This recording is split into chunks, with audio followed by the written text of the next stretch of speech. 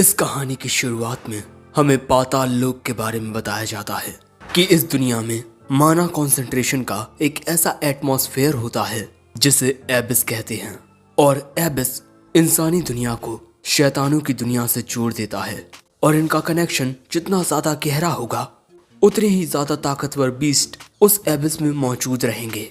और अब हमारा मेन कैरेक्टर हमें बताता है कि उस रात मेरे होम टाउन में मौजूद एबिस की गहराई लेवल 12 की थी, और इस गहराई से वो बीस्ट निकले जिन्हें लॉर्ड कहते हैं, और उन्होंने गांव में तबाही मचा दी। अब इन बीस्ट का सामना करने के लिए एक बूढ़ा आदमी अपनी कुल्हाड़ी उठा लेता है, और ये बूढ़ा आदमी हमारे हीरो नोएल का ग्रैंडपा है।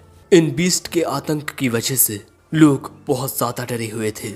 ये सब देख नोएल के दद्दू उससे कहते हैं, इस जगह से बाहर मत निकलना, ठीक है नोएल?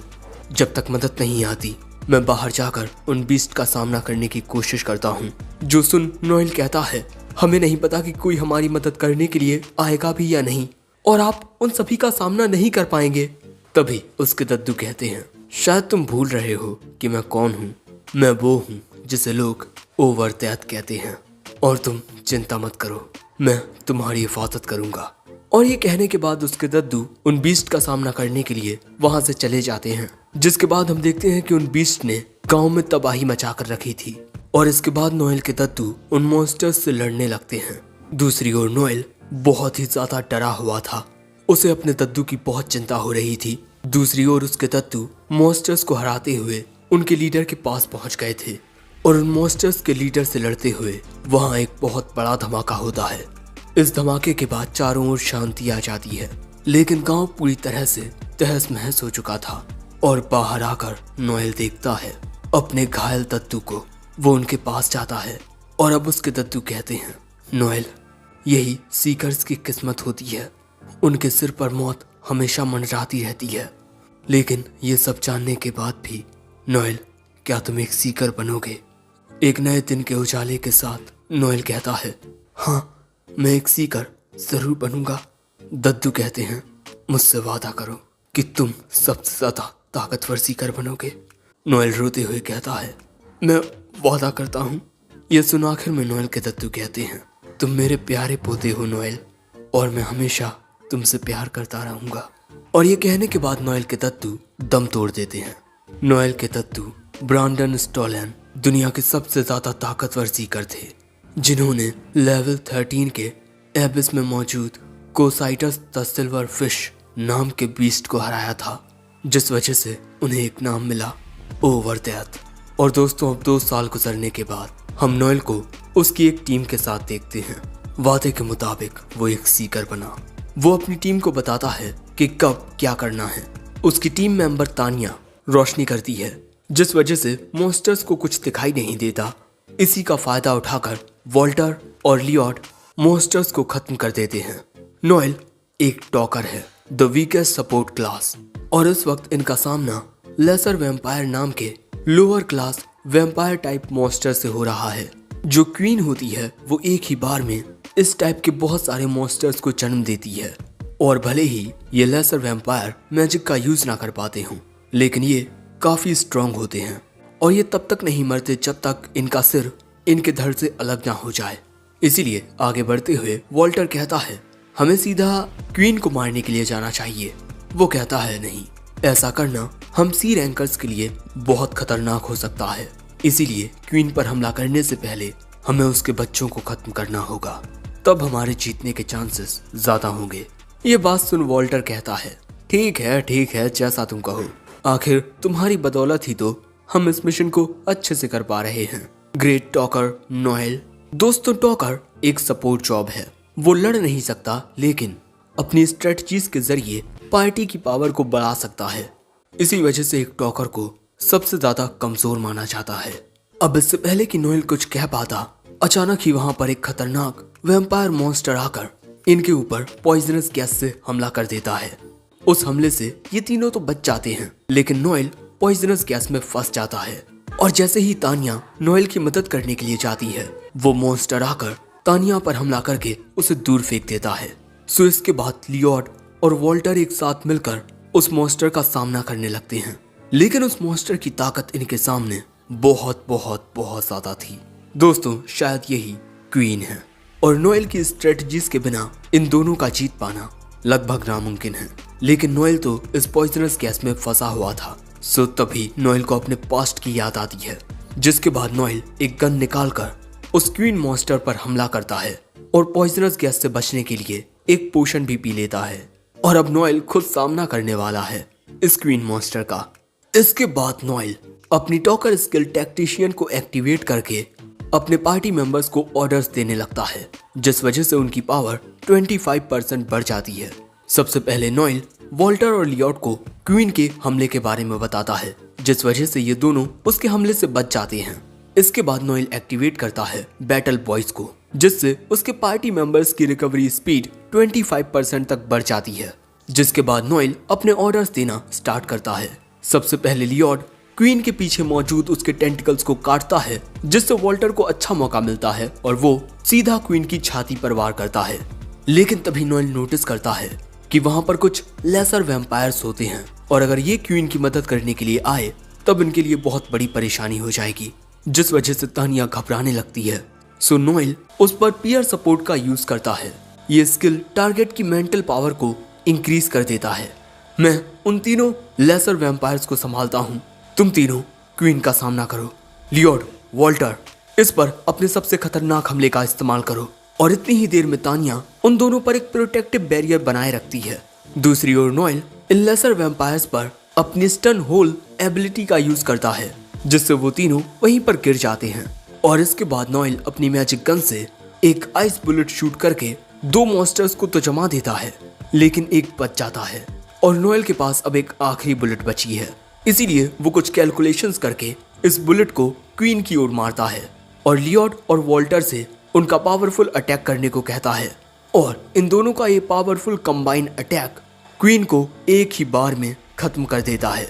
लेकिन तब तक वो लेसर वैम्पायर नोएल पर हमला कर चुका था, ऐसा बाकी सबको लगता है, क्योंकि नोएल की कैलकुलेशंस के अकॉर्डिंग क्वीन के मरते ही उससे पैदा हुए सभी ये वैम्पायर्स अपने आप ही मर जाएंगे। और ऐसा ही होता है। आखिर के कुछ पलों में ही नोएल उसके हमले से बच जाता है और इसी के साथ इनकी ये लड़ाई खत्म होती है। इनका मिशन कंप्लीट होता है, जिसके बाद नोएल के पार्टी मेंबर्स उसके पास आकर कहते हैं, तुम कुछ ज्यादा ही खतरा मोल लेते हो। ये सुन नोएल याद करता है बचपन में जब वो रो रहा था, क्योंकि उसे ये पता चला था कि उसके पास वीकेस्ट जॉब है, लेकिन वो तो अपने दद्दू की तरह एक वॉरियर बनना चाहता था।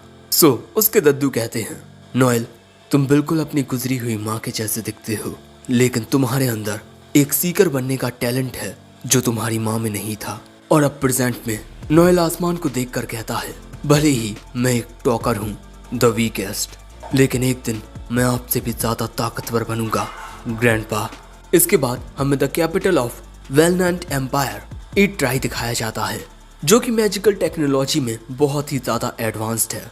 यहाँ तक कि इसे इस राज्य का मेन पिलर भी कहा जा सकता है और यहाँ सीकर्स को भी बहुत पसंद किया जाता है।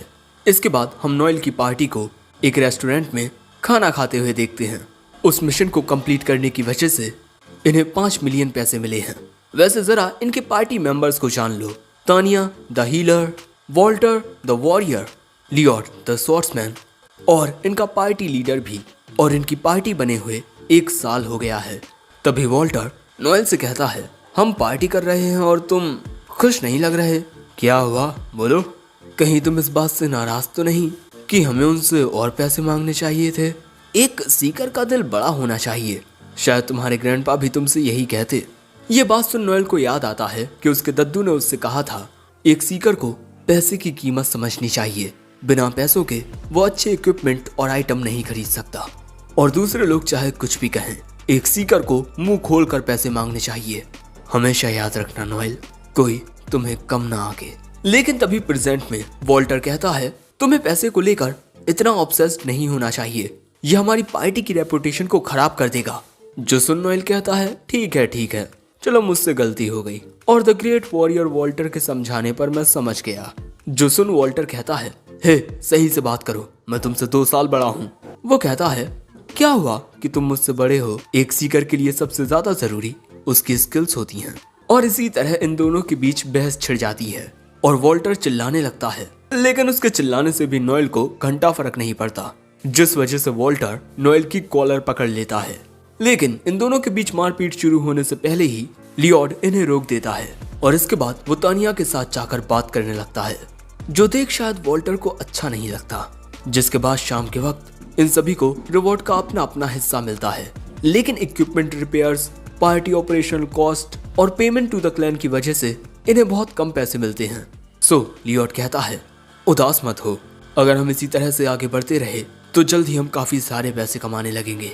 सो नोएल कहता है कि अच्छे मिशंस मिलना बहुत मुश्किल होता है। क्लैंस की तरह हमें मिशंस डायरेक्टली कंट्री से नहीं मिलते और लगभग सभी एबिस प्योरिफिकेशंस टास्क क्लैंस के द्वारा किए जाते हैं और हमारे फेल होने पर हमें पेनल्टी भी देनी पड़ती है। वैसे दोस्तों, अब तक नोएल की पार्टी ने 12.8 मिलियन पैसे सेव कर लिए हैं, इसीलिए नोएल आइडिया देता है कि अब उन्हें एक क्लैन एस्टेब्लिश कर लेना चाहिए। लेकिन एक क्लैन एस्टेब्लिश करने के लिए राज्य को 20 मिलियन पैसे देने पड़ते हैं, लेकिन इनके पास सिर्फ 12.8 मिलियन है। इसी वजह से बाकी के 7.2 मिलियन नोएल खुद देगा। लियोड कहता है, एक क्लैन के लिए हमारे पास ऑपरेशंस का एक बेस भी होना चाहिए। ऐसी ही बातें करके लियोड और तानिया नोएल को समझाने की बहुत कोशिश करती हैं, लेकिन नोएल कहता है कि अब नहीं तो कब। इंतजार करते करते बहुत वक्त बीत चुका है और सीकर बनने के बाद से ही नोएल क्लैंस के बारे में नॉलेज गेन करता आ रहा है, इसीलिए अब उसके पास काफी ज्यादा नॉलेज है। सो लियोड कहता है, हम अभी काफी छोटे हैं और हमारे पास एक्सपीरियंस भी नहीं है, मुझे नहीं लगता लोग हम पर भरोसा करेंगे। नोएल कहता है, अगर लोग हम पर भरोसा नहीं करेंगे तब हम उनका भरोसा जीतेंगे और लोग भी यही चाहते हैं कि ज्यादा से ज्यादा लोग सीकर बनकर उनकी हिफाजत करें। ऐसे लोग जो अच्छे दिखते हैं और उनमें ताकत होती है, तब ऐसे लोगों को लोग बहुत पसंद करते हैं। और अगर एक क्लैन किसी कंपनी के साथ किसी कॉन्ट्रैक्ट को साइन कर लेता है तब उसे स्पॉन्सरशिप फीस भी मिलती है। इसी के साथ ये सभी काफी ज्यादा गुड लुकिंग भी हैं, इसीलिए वॉल्टर नोएल की बात मान लेता है। वो भी ये छोटे मोटे काम करके थक चुका है, उसे अपनी जिंदगी में स्टेटस, फेम और मनी चाहिए। वो भी कई सारी लड़कियों के साथ रातें गुजारना चाहता है और जब तानिया उसे ऐसा करने से मना करती है तब वॉल्टर कहता है, तुम मुझे रोक रही हो, तब क्या तुम मेरी बनोगी? सो तभी बीच में लियोड आ जाता है क्योंकि तानिया उसकी है। आखिर में नोएल पूछता है, लियोड तुम्हारा क्या फैसला है? अगर तुम अब भी इनकार करते हो तो मुझे मेरे हिस्से के पैसे दे दो, मैं ये पार्टी छोड़कर चला जाऊंगा। इस पार्टी को बनाते वक्त मैंने तुम सभी से कहा था कि मेरा एक सपना है द ग्रेटेस्ट सीकर बनना, जो ओवरडेथ से भी ज्यादा महान हो।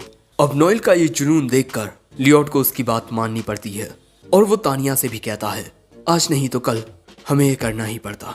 वैसे आगे की बातें हम कल नहीं परसों करते हैं लंच करते हुए। सो अब नोएल कहता है, मुझे समझने के लिए शुक्रिया लियोड, तानिया। और इसके बाद वो वहां से जाने लगता है, लेकिन तभी तानिया उससे कहती है, नोएल अच्छे से आराम करना। वो कहता है, हाँ तुम भी, और वहां से चला जाता है।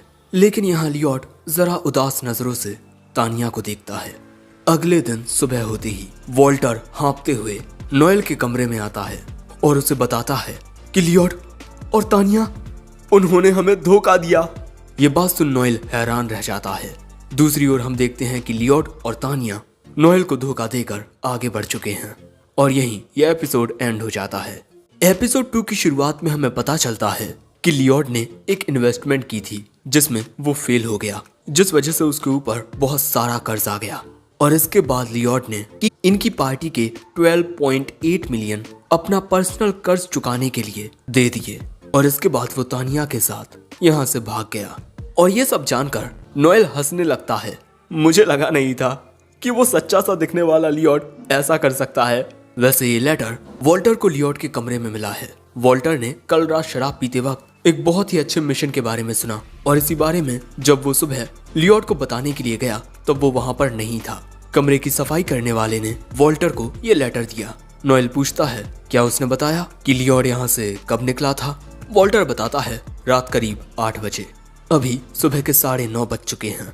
अगर वॉल्टर नहीं जाता तब हमें इस बारे में दोपहर तक पता ही नहीं चलता।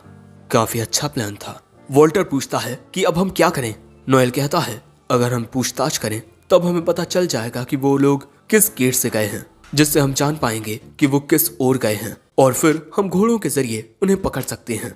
वॉल्टर कहता है तो चलो चलते हैं, मैं उसे पकड़कर पीटना चाहता हूँ। नोएल कहता है मुझे यही लगा था कि तुम ऐसा ही कहोगे, उसे पीटकर फिर से उससे दोस्ती कर लेना। उन्होंने हमें जानबूझकर धोखा दिया है, उन्हें पकड़ना ही सब कुछ ठीक नहीं करेगा। हो सकता है कि हम में से किसी की जान चली जाए और हो सकता है कि मेरी मदद से तुम लियोट को हरा भी दो, लेकिन तानिया का क्या तुम उससे लड़ पाओगे?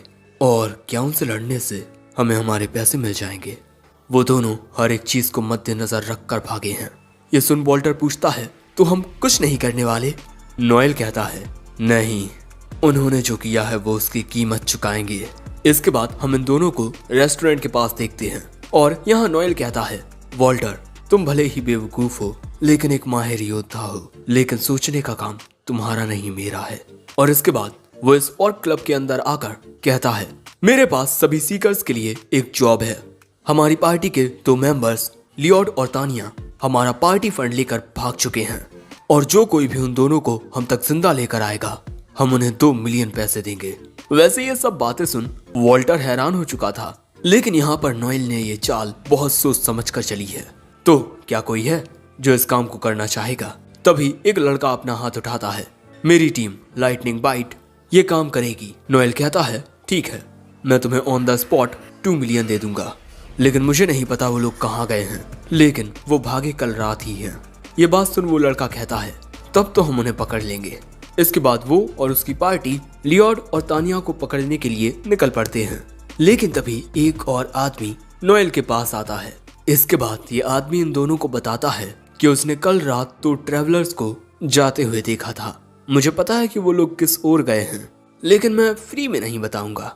नोएल कहता है तुम्हारी पार्टी उन दोनों को नहीं हरा पाएगी, हमारी मदद के बदले में हम तुम्हें 1 मिलियन देंगे। वो आदमी कहता है अरे नहीं यार, मेरी पार्टी में 4 लोग हैं।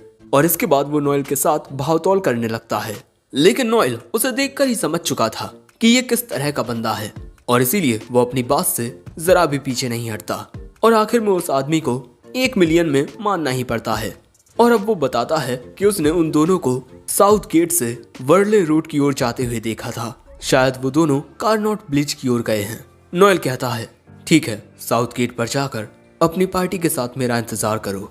वॉल्टर तुम भी उनके साथ जाओ, मुझे यहाँ थोड़ा और काम करना है।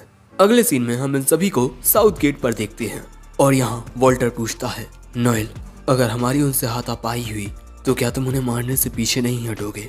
वो कहता है हाँ बिल्कुल, मैं बहुत वक्त से इस बारे में सोच रहा था कि मुझे उनके साथ क्या करना चाहिए और मुझे अपना जवाब मिल चुका है। वैसे अगर तुम मेरी बात से सहमत नहीं हो तो यहीं रुककर इंतजार करो। लेकिन वॉल्टर कहता है मैं तुम्हारे साथ जाऊंगा।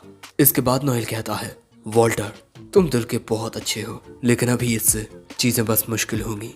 दूसरी ओर हम देखते हैं कि तानिया और लियोट चलते चलते एक विलेज में आ जाते हैं और आज रात यहीं रुकने का तय करते हैं। और यहाँ लियोट कहता है तुम चिंता मत करो, नोएल जानता है कि उसे हमें पकड़ने से पैसे वापस नहीं मिलेंगे, वो हमारे पीछे नहीं आएगा। लेकिन तभी वॉल्टर और नोएल इन दोनों के पीछे आ जाते हैं इस आदमी की पूरी पार्टी के साथ। और लियोट के कुछ भी करने से पहले नोएल अपनी स्किल का यूज करके इन दोनों को रोक देता है, जिस वजह से ये दोनों हिलडुल नहीं पाते।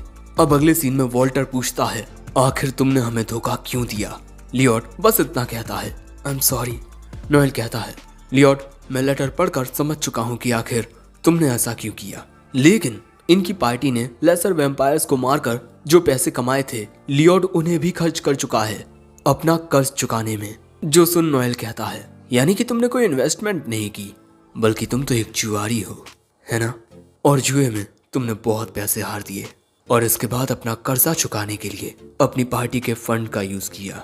ये बात जान वॉल्टर लियोट पर गुस्सा करने लगता है, लेकिन अब लियोट कहता है पार्टी लीडर होने के नाते मुझ पर कितना प्रेशर रहता था और मैं भी पार्टी के फंड को इस तरह चुराना नहीं चाहता था, लेकिन बढ़ते हुए कर्ज ने मुझे ऐसा करने पर मजबूर कर दिया।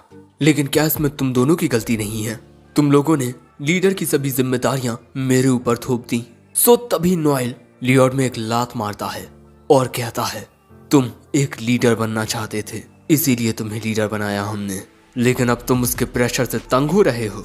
तुमने हमारा सारा पैसा जुए में गवा दिया और यहाँ नोएल के पीटने पर लियोट खून फेंक देता है, जो देख तानिया कहती है प्लीज लियोट को जाने दो। नोएल कहता है तो क्या तुम इसकी जगह लोगी? मैं जेंडर इक्वलिटी पर भरोसा करता हूँ। तुम भले ही एक लड़की हो, लेकिन मैं तुम पर भी कोई रहम नहीं दिखाऊंगा। और अब नोएल अपनी स्किल का यूज करके तानिया से पूछता था तुम भी इसके साथ जुआ खेलती थी है ना? तानिया जवाब देती है हाँ, हमने एक साथ पार्टी के फंड्स को खर्च किया, लेकिन ये सब गलती इस बेवकूफ लियोट की है। अगर वो मुझे और खेलने देता तब मैं जीत सकती थी। अभी अभी नोएल ने जिस स्किल का यूज किया उसका नाम है ट्रुथ प्योरिफिकेशन। इसके जरिए कोई भी टॉकर किसी से भी सच जान सकता है, लेकिन पर्सनल यूज के लिए इसका इस्तेमाल करना गैर कानूनी है। लेकिन यहाँ पर नोएल ने इसका इस्तेमाल एक धोखेबाज के खिलाफ किया है। दोस्तों, इस दौरान नोएल बिल्कुल एक सांप बन गया था जो किसी को भी निगल सकता है। वैसे अब नोएल कहता है तुम दोनों को लगभग 10 साल की सजा होगी, जहाँ तुम्हें मजदूरी करनी पड़ेगी। तभी ये आदमी कहता है वैसे अब तुम्हें हमारी पेमेंट दे देनी चाहिए। नोएल कहता है मैं तुम्हें पैसे दे दूंगा, रुको जरा। लेकिन तभी वो आदमी नोएल का हाथ पकड़ लेता है। नोएल उसे गिरा कर कहता है मुझे छुओ मत, मैंने कहा ना मैं तुम्हें पैसे दे दूंगा। तुम जैसे लोग सच में सिर्फ कचरा होते हैं। ये सुन वो आदमी अपना खंजर निकाल लेता है। सो तभी नोएल उसमें एक जोरदार मुक्का मारता है और वो आदमी वहीं बेहोश हो जाता है। यह हमला करना नोएल को उसके दादा ने सिखाया है। दिल की ओर एक जोरदार मुक्का मारने से दिल के मसल्स कुछ देर के लिए पैरालाइज हो जाते हैं और तुम्हें ये टेक्निक सीखनी होगी अपनी खुद की हिफाजत करने के लिए, क्योंकि मैं तुम्हें मरते हुए नहीं देख सकता नोएल। अब इसके बाद नोएल की ओर एक रथ आता है। वो रथ रुकता है और उसमें से एक शख्स नीचे उतरते हुए कहता है ये जगह कितनी गंदी है।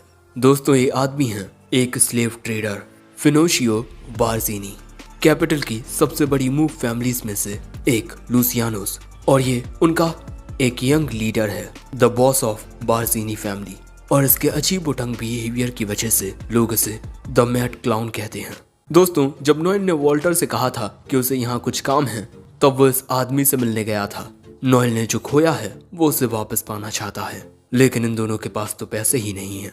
इसीलिए अब वो तानिया और लियोट को फिनोशियो को बेच देगा गुलाम बनने के लिए। आगे नोएल कहता है या तो मैं तुम्हें इसे बेच दूं या फिर तुम दोनों को पुलिस के हवाले कर दूं। लेकिन जिन कैदियों को मजदूरी की सजा सुनाई जाती है वो अक्सर माइंस में मर जाते हैं काम करते करते।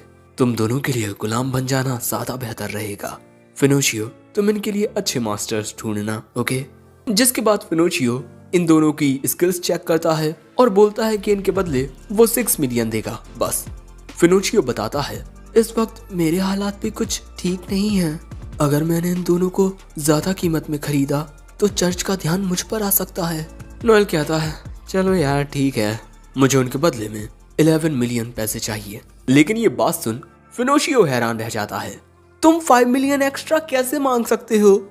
लेकिन फिनोशियो जितनी ज्यादा बहस कर रहा था, नोएल उतनी ज्यादा कीमत बढ़ाता जा रहा था, जिस वजह से फिनोशियो बहुत ज्यादा गुस्सा हो जाता है।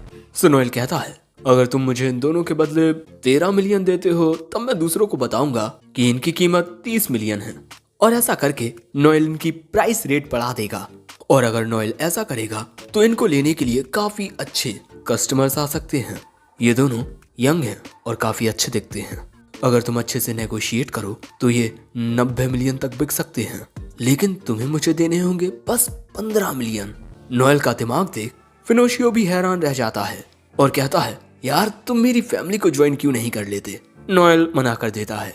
इसके बाद फिनोशियो इस आदमी से कहता है यहाँ पर जो भी बात हुई, अगर उसका जिक्र तुमने कभी किसी के सामने किया तब तुम और तुम्हारा पूरा परिवार मेरे कुत्तों का खाना बनेंगे। ये बात सुन वो बेचारा डर के मारे वहीं बेहोश हो जाता है और फिनोशियो नोएल को डाउन पेमेंट दे देता है। सो अब तानिया कहती है नोएल प्लीज हमें बचा लो, हम एक वक्त पर पार्टनर्स हुआ करते थे।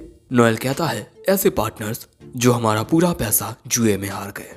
तुम मुझे एक बार धोखा दे चुकी हो, अगली बार भी दे सकती हो।